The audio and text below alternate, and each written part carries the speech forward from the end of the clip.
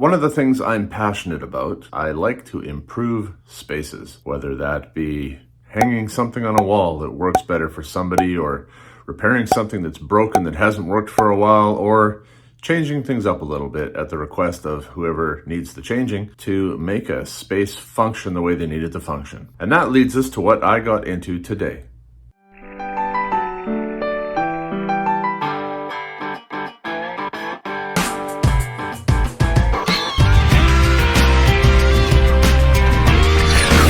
Buckle up for safety as I give you a day in the life of online. No, not online. I'm actually there. Facilities maintenance. Basically, what our athletic director at the elementary school needed was power. He has an office that's off the storage room that's off the gym. And the storage room, there's no power. There's no receptacles in the wall to plug anything in. You've got volleyballs, you've got basketballs, you've got tomato balls, you've got all kinds of things that need inflating, and he's got no place to plug in a pump. So his request was simple, really. He needed power in the room, and the hope was that he could get it over in an area of the room that would make life a little bit simpler for him. Now, fortunately, something that will make my life a little simpler is that there is a receptacle in the wall over here. Now, currently it's just an empty box, and my hope is that the junction box that you see above the conduit in the concrete area connects to the one below. Well, I guess the only way to determine that is to see if there's a piece of conduit in the wall running up to the other one. And it looks like there might be. Of course, until you get to the other end, there's no guarantees that you know where it's going. But I have a good feeling about this one. Fantastic. That conduit runs all the way down the wall and comes out there, which is great. That'll work just fine, and I can use this type of wire, this Lumex, because it is in a protected conduit all the way up. Yeah, being in the wall, that is, I'm okay to use that. However, for the run from the box up top there and across the ceiling over to our junction boxes on the far side there, and I haven't opened those up yet, so I don't know which one I am going to, or if I'm able to use at this point in time. However, I will have to run BX up there.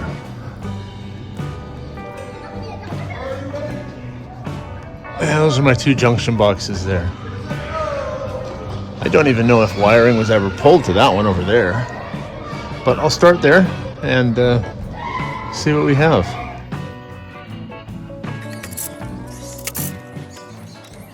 Well, you are empty, so you are of no use to me.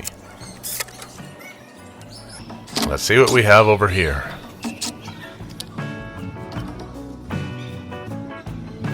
Okay, so I have a couple different circuits in there. And the trick now will be trying to determine which breakers control these circuits, because the breaker panel is mislabeled. As I've mentioned before, it was labeled based on the original drawings of the school, and all the room numbers have been changed since then. The other thing is that you want to try and tie a receptacle into a circuit that serves receptacles, not necessarily lights. But in the situation where I'm working in the storage room here with minimal power coming into the room, I may not have a choice.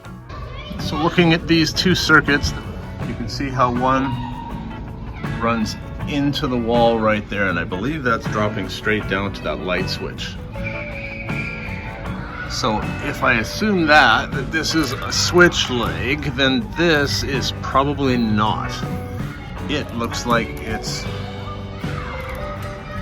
entering the wall up there. And then it could possibly be cutting across and coming out over there. And possibly ending up down at that receptacle on the wall? That is what we will find out. Unfortunately, and this is exactly why I like to do this, nobody has labeled what these various circuits are for up in the box. At the very least, I like to write the corresponding panel breakers on the cover plate of the junction box. But there's nothing up here. So it's going to be a search and destroy mission.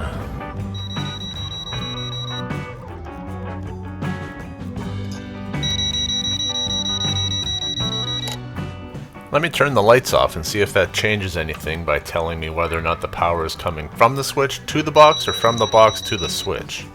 Good. Not a light switch leg. So if you ever have to do something like this, be very, very careful because you are exposing live leads here. However, what I'm doing is I need to trace this circuit back to the panel to see which breaker turns it off. And that is another reason why when I'm doing electrical work like this, that I insist on a fiberglass ladder so I am not grounded. Okay, I've energized the circuit. I am showing, well, it's funny, it doesn't show it on this camera, it doesn't pick it up. There it will. I'm showing an open ground, but that's only because I don't have a ground wire connected. I'm just connected to a hot and a neutral. So I will now go back to the panel and start poking around and see what I can find. Well, on the plan B, because the circuit tracer, not being an exact science, didn't find me anything. A couple of breakers that tweaked a little bit, and I suspect that those runs are in the same box up in the ceiling as the one I was trying to find, but nope, couldn't find it. So I will just pull all the wire to the box, and before I go to make my connection, I'll short it out. And that'll tell me which breaker trips, and then I'll know.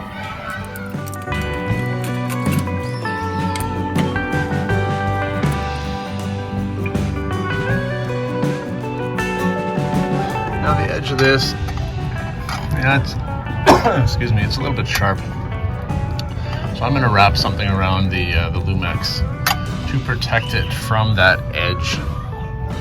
I don't even know if they make anything specifically for this. Quite often, rather than Lumex,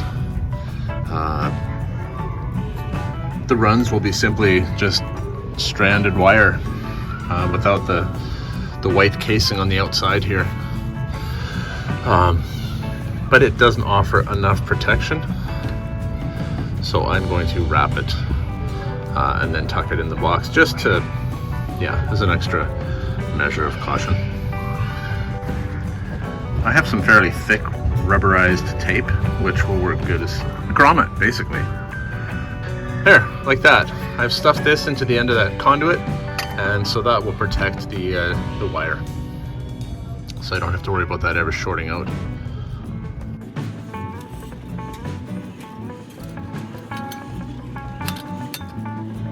Okay, I've anchored this to the ceiling right here, and I had to get a little creative because I'm on the first floor. This is the second floor above me, and so while I've got steel here, it is the same decking that's on the roof, but it's not roof above me. It's a poured concrete floor. So I had to use a concrete bit, drill a small hole, and stuck a little piece of copper wire in there, and then used a screw to hold the clamp in. The copper wire gives the screw something to bite into as it expands in the hole. But from this point on, and I'll check my length to make sure I can do it, but I'll just be zip tying them to the framework up here to take me all the way out to the junction box over there. Not unlike you'd see armored cable zip tied to the framework above a T-bar ceiling. And now I'm just putting bends in the ends of my power, neutral, and ground wires so they will make the best possible contact on the receptacle itself. Well, the receptacle is in.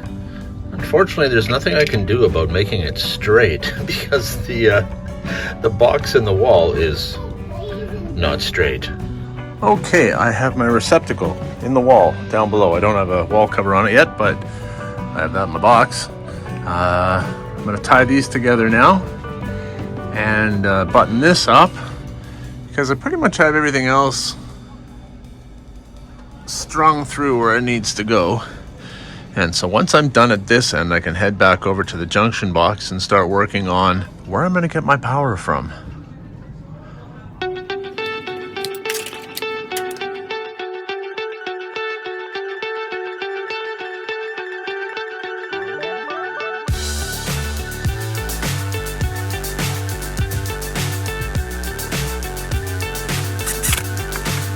Over at the other end here now, I have to pull this wire into this box here, and Yeah, it's interesting. The box is fairly full, but there are actually only 2 circuit connections in here. all these other wires are passing straight through, coming from this conduit here and just turning the corner and heading down there. So this was used as a pull box. But I have no other junction box up here that, like, that's empty. There's nothing in there. So I have no power in there. So this is the only source of power I have up in the ceiling. So this is what I have to work with. So I'll be pulling into here. Okay, I have my new circuit pulled into the box, and as I was saying, you can see that there are only 2 other circuit connections in here. And all those blue wires, red wires, those are all passing through. So this is where I'm going to connect to now. But I need to figure out which breaker they are, which circuit they're on. So in the spirit of do what I say, don't do what I do, don't do this, I need to create a dead short in order to figure out which circuit these are on, since my circuit tester did not give me anything definitive. This is something that I do not recommend. However, sometimes you have no other way to figure out which breaker controls which circuit. So I've got my hammer here, fiberglass handle, rubber grip, so there's no way that this will conduct electricity back to my hand. I'm standing on a fiberglass ladder and I'm about to short out a circuit. Let the sparks fly. Do wear something to protect your eyes, and in my case I'm wearing a hat because I don't want any sparks on my head.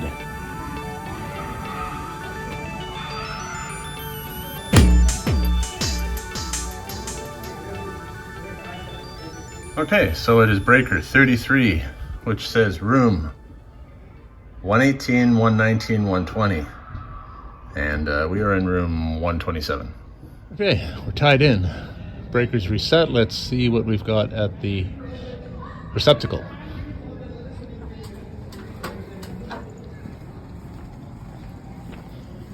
The crooked receptacle. And we're good. Well, I don't normally like tying a receptacle into a lighting circuit, but sometimes that's the only choice you have in a situation like this where I'm working in a storeroom and I don't want to be pulling power directly from the panel all the way over here. That is way more work than is necessary to run this little pump. And as this little pump is only 3.5 amps, which is about 400 watts, and this is a 20 amp circuit, we can get away with it in this instance as there's no danger of ever tripping the breaker. Thanks for watching. Have a great day.